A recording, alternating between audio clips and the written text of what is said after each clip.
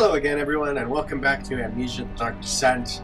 We have just found the key for the machine room, which will hopefully contain the generator we need to turn on, or whatever it was, to get the elevator to work, to go down into what is essentially going to be hell.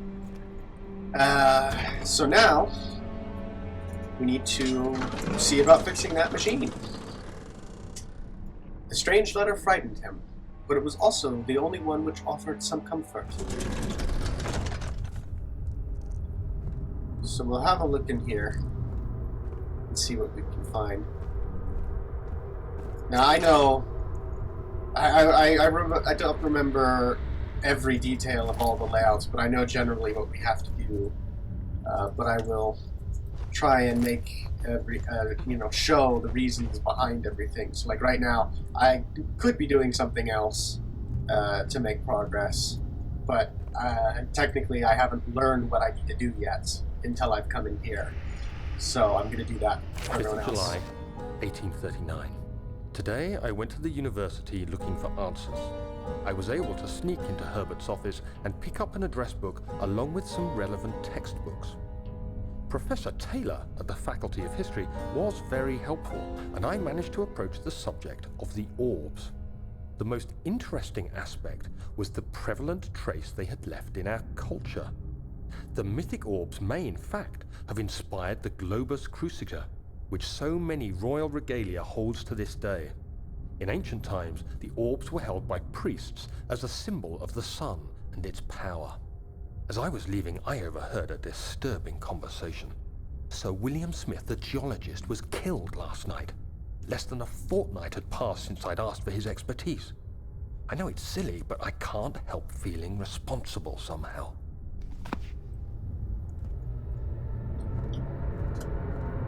So there's this thing. This is some kind of control mechanism. I don't remember. I remember it, but I don't remember what the code is. I remember the puzzle, I don't remember the solution to that. I need to, somewhere around here it will tell us some kind of note.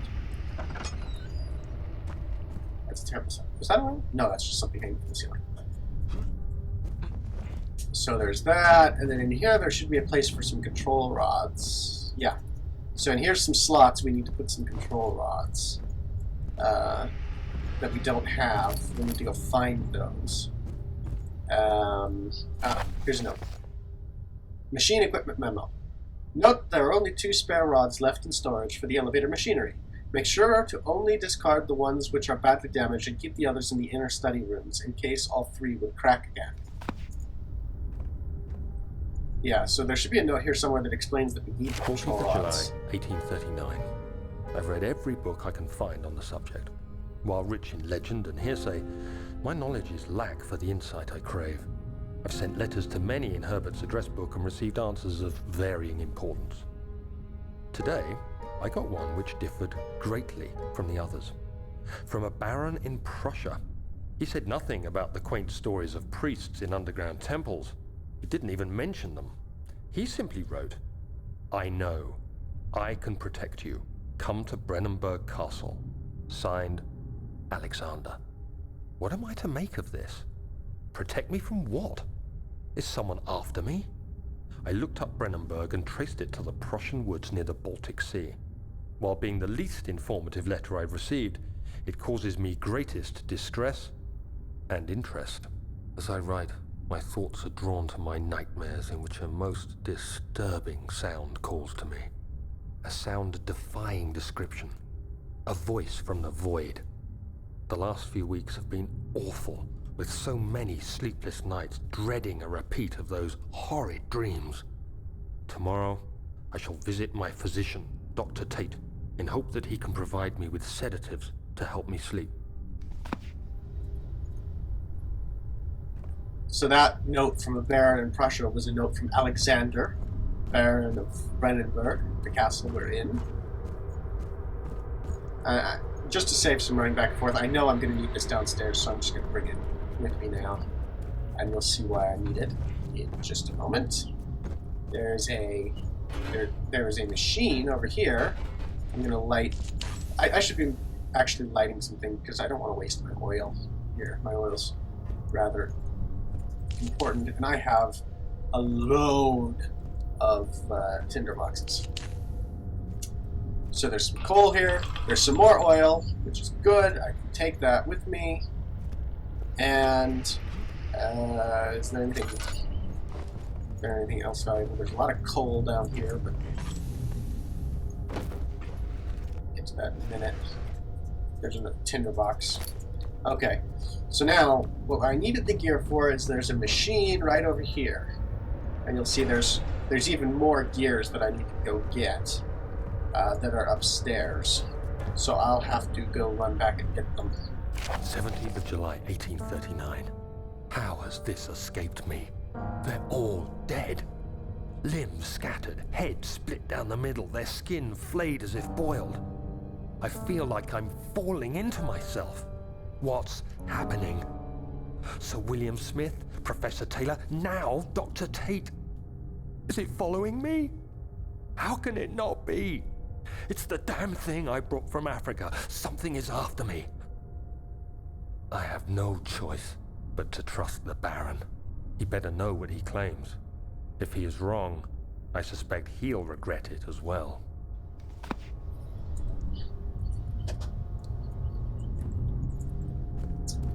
So you'll remember that Daniel mentioned in his note to self that something is chasing him, and so now these notes are revealing how we've discovered that something is chasing us. That same thing is still chasing us now, so we have to stay ahead of it as we make our way to Alexander for reasons that are still unknown. It really would have been nice if we could have explained that to ourselves, but apparently no. We didn't think of it, or we didn't want to. I find it hard to believe that we didn't think of it. So there must be a reason that we decided not to tell ourselves why we needed to kill Alexander. But at any rate, that's 2 gears. And I think that the third one is in the very top. There are these 3 levels to the engine room, and I think there's a gear in each one. Is there a lamp I can light? Yeah. Is there a gear up here somewhere? Should be. Or possibly not. Well, I'm a little confused. So I'll keep searching for it, and then I will cut to where I find the final. Oh no, never mind. It's right here. How silly of me.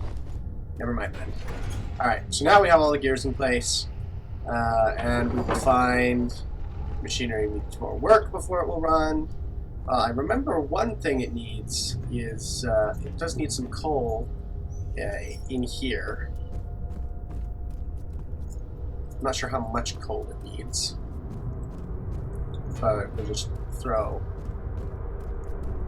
a couple handfuls in there, I guess. So there's 2. Here's 3. 3 is generally enough to do things. Okay, yeah, the burner is now full. So we can do that, and we can ignite the burner. So now that will presumably generate... Oh, crap, I've been wasting my oil. Oh, maybe I just accidentally hit the button, because I have plenty of oil still. So that will presumably generate steam so the machine can run. But nope, it's still broken. Now, the other note said something about control rods, and there was that empty spot for rods to go into on the 2nd floor here. So, presumably, we must go find those. And the note said something about them being... I think it said that they were in the study? If we go, oh, not diaries, notes. Machine equipment memo. 2 spare rods left in storage. Discard the other ones. All three would crack again. So we're missing 3 rods. So there are 2 in storage, and there's hopefully some other ones in the study room. So those are the places we'll have to search now to find those rods. Sir William Smith had been marked. There was no way for him to know that the young man from the other day had cast such a terrible shadow.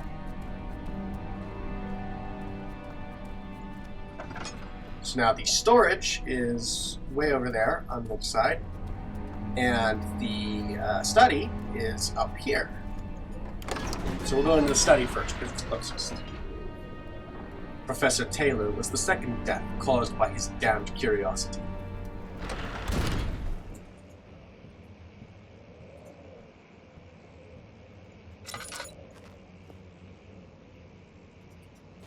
Okay, tinderbox. And just this room seems to be stocked with supplies, so that's pretty nice.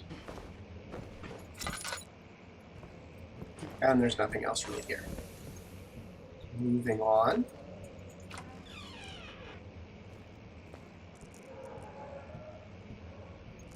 What's this? Note. Oh, yeah. Letter regarding discovery of an orb. To my most trusted student and friend, Johann Weyer. The most remarkable thing has happened as I was traveling through the Prussian woods this summer. I finally found one of the orbs I have been looking at for the last 20-odd years.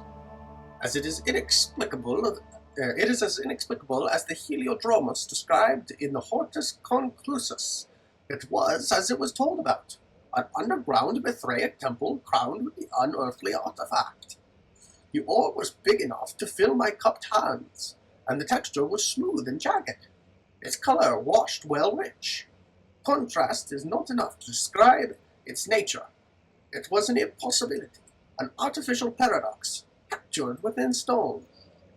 I was staying at a nearby village called Alstadt, investigating one of the antiquated trails. When I finally found the cavern, I went inside, and suddenly I could verify the truth of these enigmatic artifacts. They were real. As you can understand, this is the most important discovery of my life, but it has also become my greatest fear. As I entered the underground chamber, I could feel that I was trespassing. Because of my curiosity, I did my best to fight these instincts, and fetched the orb from its place. I scrambled out of the chamber and into the woods. I could sense something was following me. It bayed loudly as it closed in. The beast, this guardian of the orb, was relentless in its pursuit. I made my way to a nearby ravine where I stumbled upon some men fishing in a lake.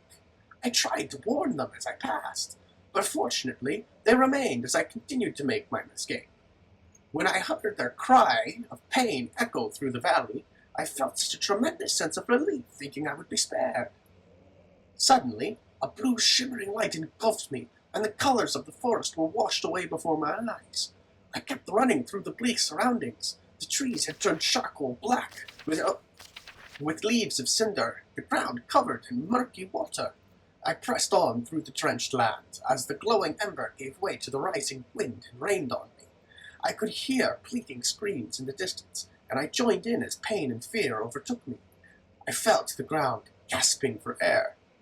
This certainly must sound strange, but I have been carried miles away across the Alps, to a grassy field outside Genoa. The guardian had taken the orb from me, but still until this day I fear its return. Sometimes I lay awake at night listening for the howling cry I heard in the forest. It has been nearly a decade since that day, and I still haven't been able to write about the incident. The last time you spoke, you told me about your interest and your ongoing research into the mythic orbs, and I realized I owed you the truth about my visit to Altstadt. Your friend and mentor, Heinrich Cornelius Agrippa. That same name again.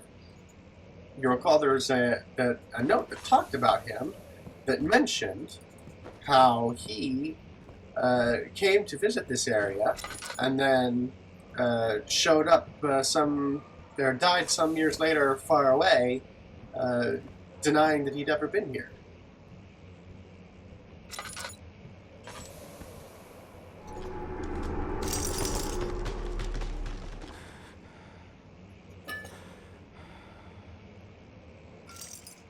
The cracked window panes are held together only by a weak wooden frame. So apparently we can break it. And we can continue to have a look around. Let's see what else is here. I can't remember if the monster shows up, so I'm becoming genuinely concerned. Let's see what you have to offer.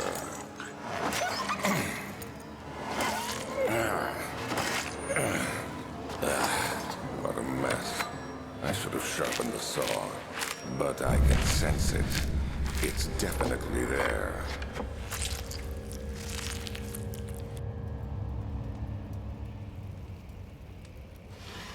Creepy. And that too is creepy. That is the unsettling event, I think. The skull is falling out that will harm my sanity. How's my sanity doing? Crystal clear, surprisingly. So I'm making good progress with the amount of jump scares I'm getting. And this guy is way too interested in canine anatomy. Anything else here for us? No. Not unless we need to borrow a copy of Plants Right. Oh, there's a note. 1658, January 9th. Oh, Anatomy Frontiers. Further disappointment. The antiquarian's latest findings yielded nothing. I am still unable to grasp the inner workings of life and its relation to the power I sense within it. Oh, this is Alexander. I shall pursue more books on the subject, but I suspect it will be in vain. Since no research has been made in my particular interest, I must attempt to fill that void myself. Clearly, humans emanate more of the energy I seek, but I hope animals will suffice, as they would prove less of a hassle to acquire. So, Alexander is using animals to get something he needs relating to life, for whatever purpose. Ew. And he wants to do that instead of humans, but he would need humans if the animals could not provide him with enough. Now we remember that he hired those other guys to go bring people to him, so perhaps it showed that animals were not enough, and then he needed to acquire humans anyway, and presumably do to them the same thing he's done to the animal. Animal experiment. Canis lupus familiaris. 1658, April 12th. After a short study, it is clear the agitation found among humans can be found in the dog. Fear and pain induce stress, which seems to trigger an endogenous response.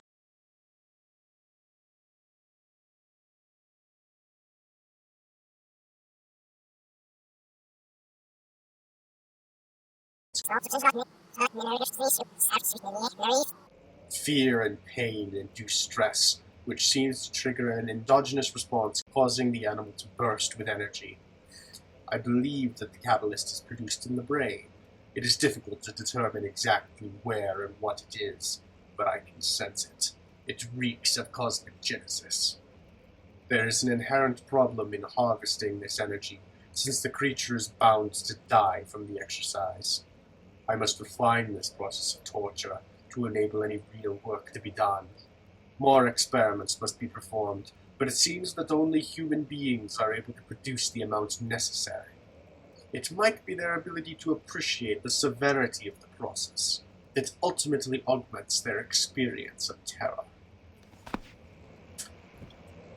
So this guy is clearly very insane.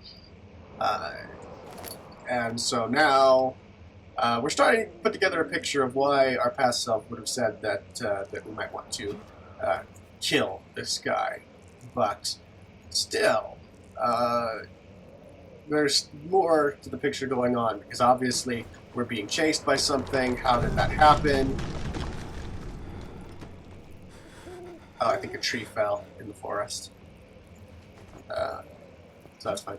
So that, you know, the mystery is not over yet. But I am running out of time in this episode, so in the next episode we shall continue into this area, which we can access via the broken window here, and we shall hopefully find some control rods to help get the machine running so that we can start the elevator and head downwards. Anyway, thank you all so much for watching, and I'll see you next time.